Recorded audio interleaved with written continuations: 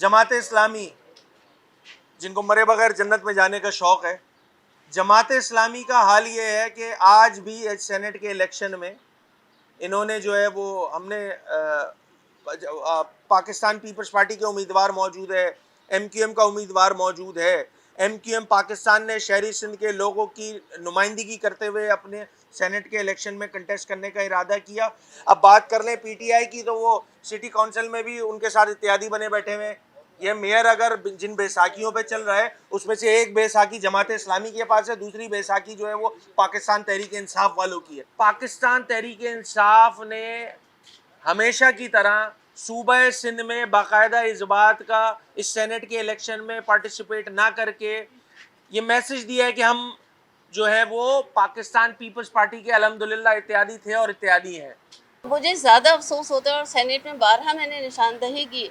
کہ تمام بڑے بڑے لوگ کراچی میں مقیم ہیں، چاہے وہ کسی بھی صوبے کے ہوں، M N A MPs ہوں یا سینیٹرز ہوں، وہ کراچی میں رہتے ہیں، لیکن کراچی کے وسائل پر سب کا حق ہے، لیکن کراچی کے مسائل پہ بولنے کو کوئی شخص تیار نہیں ہے اور سب پیپلز پارٹی کے ڈر سے منہ سیے بیٹھے رہتے ہیں۔ پیپلز پارٹی نے جو حشر کراچی کا کیا ہے، اگر وہ فرض کیجئے کہ لاڑکانہ کو اچھا کرتے یا نواب شاہ کو یا کسی بھی جگہ کو، اور لوگ مثال دیتے کہ بھئی لاڑکانہ جیسا بنا دیجئے کراچی کو یا نواب شاہ جیسا یا حیدرآباد جیسا،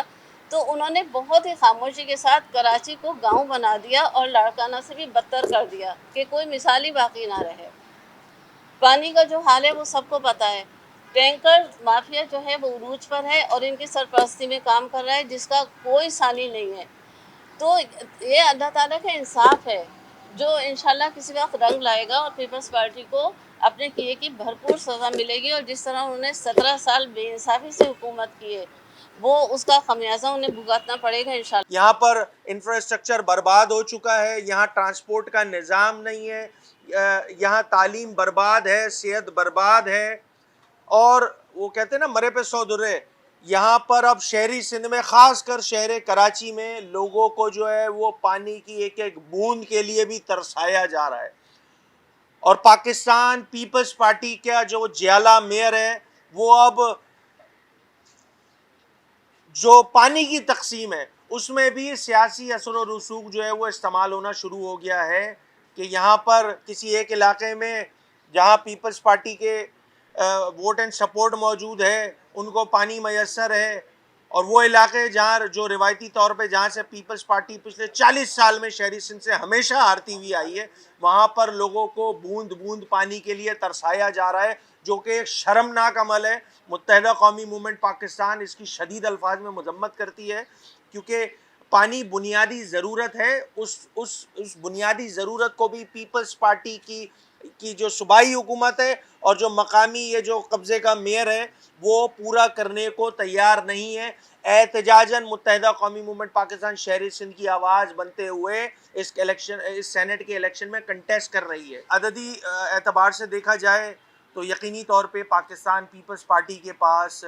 چونکہ اس صوبے میں لگ بھگ 2/3 اکثریت موجود ہے پیپلز پارٹی کے پاس، اور لگتا عمومی طور پہ ایسا ہی ہے کہ وہ یقینی طور پہ جیت جو ہے وہ ان کی ہوگی، مگر چونکہ ایک ہم جمہوری نظام میں رہتے ہیں اور متحدہ قومی موومنٹ پاکستان شہری سندھ کی سب سے بڑی سیاسی جماعت ہے، اور اس سب سے بڑی سیاسی جماعت کے ووٹ اینڈ سپورٹ یا مینڈیٹ جو ہے جن شہری آبادیوں سے آتا ہے، جس میں کراچی، حیدرآباد بالخصوص اور بالعموم پورا شہری سندھ، اس شہری سندھ کے عوام کی نمائندگی کرتے ہوئے متحدہ قومی موومنٹ پاکستان نے اس سینٹ کے الیکشن میں پارٹیسپیٹ کرنے کا جو ہے وہ ہم نے جو ہے وہ ارادہ کیا۔ یقینی طور پہ جو شہری سندھ کی عوام ہے وہ پیپلز پارٹی کی ایڈمنسٹریشن سے، پیپلز پارٹی کی گورننس سے نالا ہے۔ پاکستان پیپلز پارٹی جو حکومت ہے، جو مطلق العنان پچھلے 17 سالوں سے without any interruption Peoples Party کی حکومت سے شہری سندھ کے لوگ ناراض ہیں۔ یہی وجہ ہے کہ 2024 کے الیکشن میں پاکستان پیپلز پارٹی شہری سندھ پر اس طرح